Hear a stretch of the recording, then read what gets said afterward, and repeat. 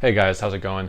I want to talk about arousal levels in this video and how they're so important for recovering from erectile dysfunction or hard flaccid pelvic floor problems and Peyronies disease. I think there's multiple layers.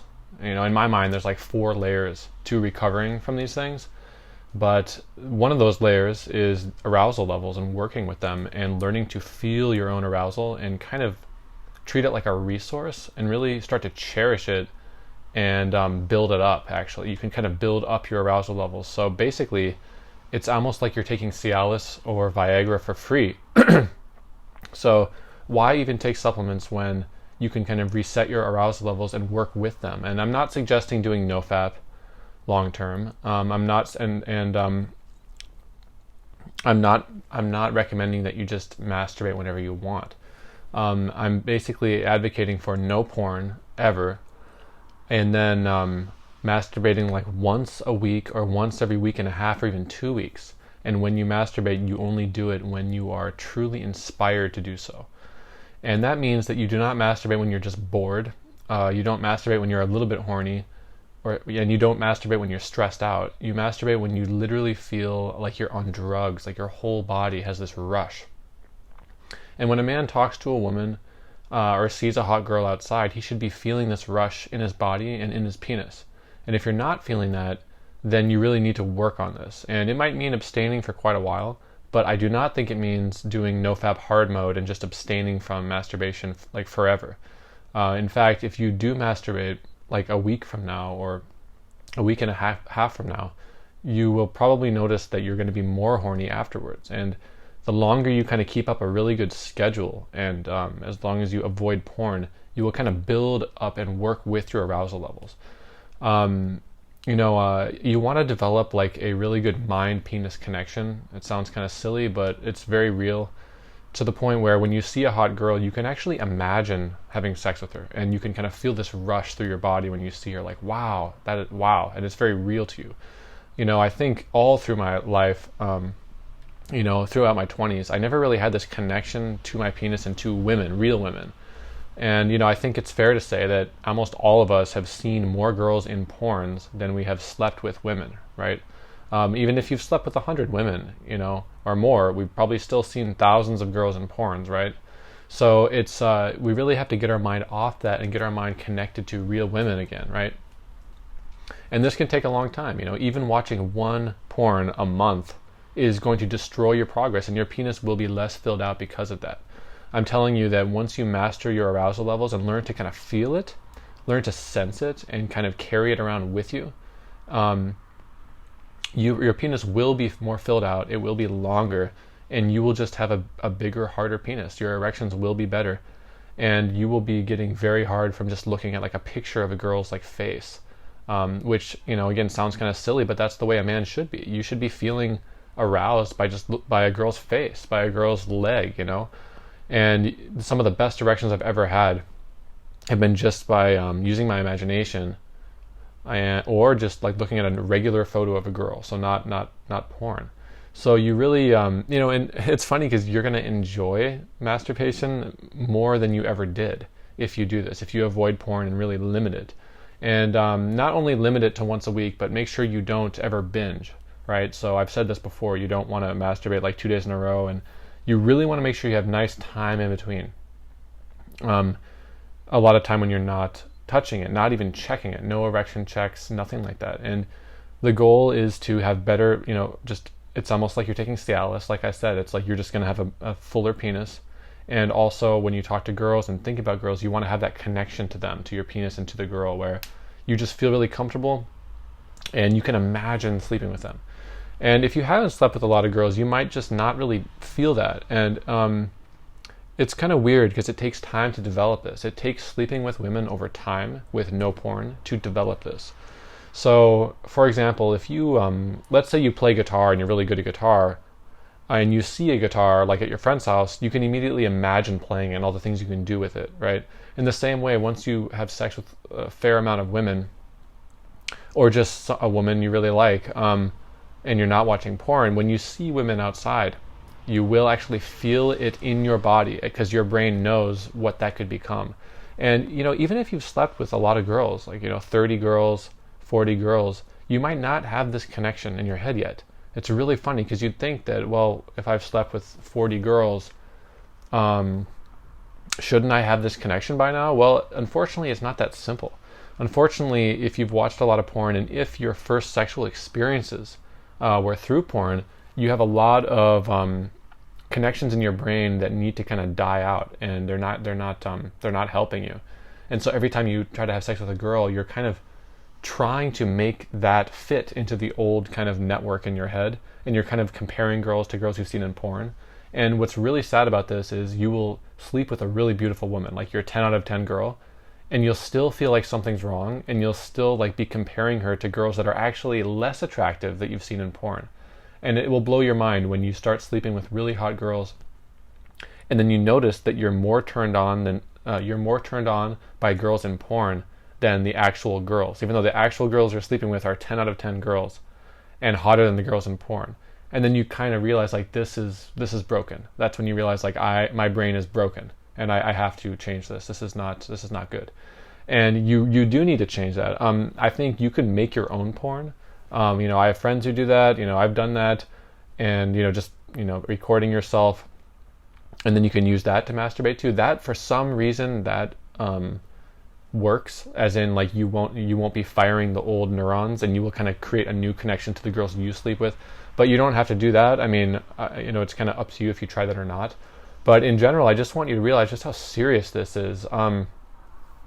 There's a lot of reasons why we prefer porn, or we may prefer porn over real women. Obviously there's the addiction model. We're just addicted to it, and our brain is used to ejaculating through watching porn.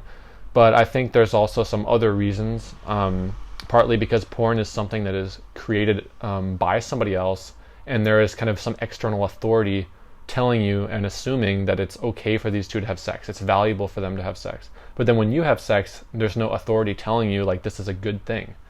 A porn, even if the actors and actresses are not even very good looking, it's still somehow valuable to you just by the pure fact that it was created and uploaded or filmed.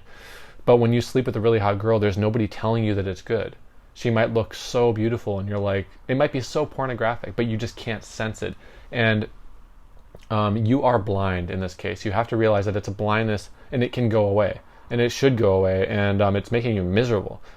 So even if you're not having sex with girls right now, consider that this is something that's super serious. It's devastating to your brain. It's just devastating. It's so bad that I just wish you knew what it was like to have a beautiful girl next to you and not have any psychological erectile dysfunction, not have any fears, and just completely take her in, energetically.